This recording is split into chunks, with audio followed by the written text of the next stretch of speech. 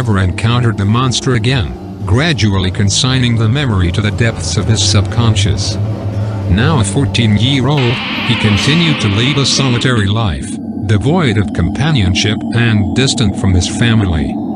However, a heated argument with his sisters, Lizzie and Abby, triggered a resurgence of anger within him.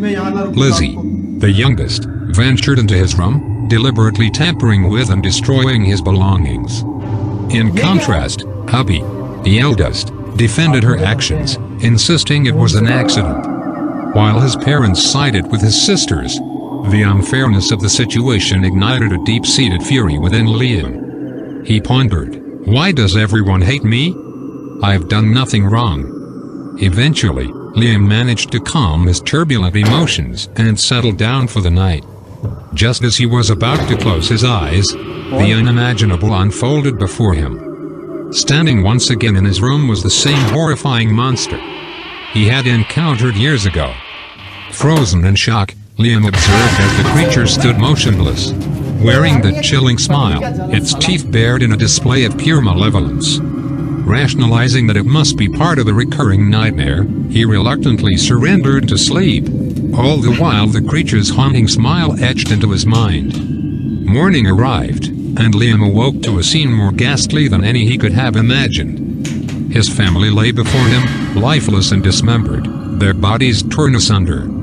Overwhelmed by grief and terror, Liam summoned every ounce of courage and hurriedly contacted the police. The authorities, appalled by the brutality of the crime scene, speculated that a mentally disturbed individual or a savage beast was responsible for the carnage. The deep gashes and bite marks on the victims' bodies, coupled with their vacant, lifeless eyes, painted a picture of unimaginable horror. It appeared as though they had fought valiantly, but in the end, their efforts were in vain. The police were at a loss, comparing the scene to something straight out of a tortuous nightmare, uncertain whether it was the work of a human or an animal. Consequently, Liam found himself placed under the care of a foster family, where he underwent a series of interviews to assess his suitability for adoption. Unbeknownst to them, I had infiltrated the family's lives, assuming the role of their new son.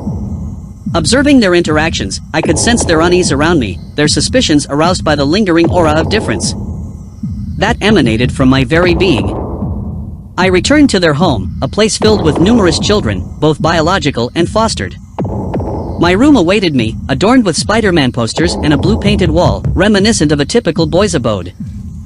Exhausted, I lay down on the unfamiliar bed, contemplating the peculiar dynamics of this new family. Something told me they were not what they seemed. As sleep beckoned me, I succumbed to its call. In my dreams, the monstrous entity with its razor-sharp teeth returned, gruesomely exterminating my newly found family.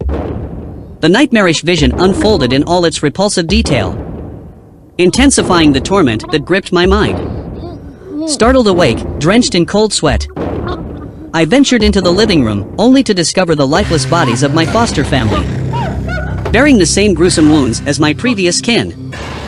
Bewilderment and dread engulfed me as I grappled with the realization that a relentless killer was stalking me, obliterating the families I had been a part of, leaving me as the sole survivor.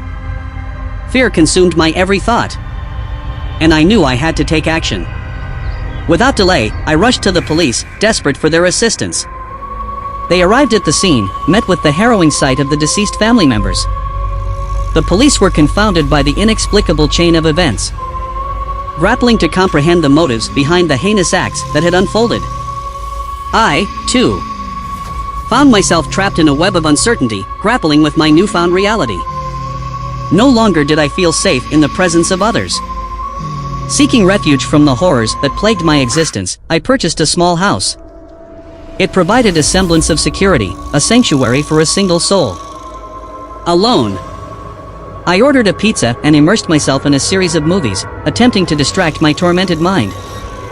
Work awaited me in the morning, and I needed to gather strength from the precious hours of sleep that remained. Despite the late hour, a haunting compulsion drew me to the cemetery, the final resting place of the families whose lives had been ruthlessly taken. Rain began to fall as I knelt before my family's tombstones, Lizzie, Abby, and my parents, paying tribute to their tragically shortened lives. As the droplets soaked my clothes, mingling with the tears streaming down my face, I couldn't help but feel an eerie connection between the weeping sky and my own sorrowful state. Gazing upon the grave markers, I felt a perverse smile creep across my lips, bearing my own set of razor-sharp, pointy teeth.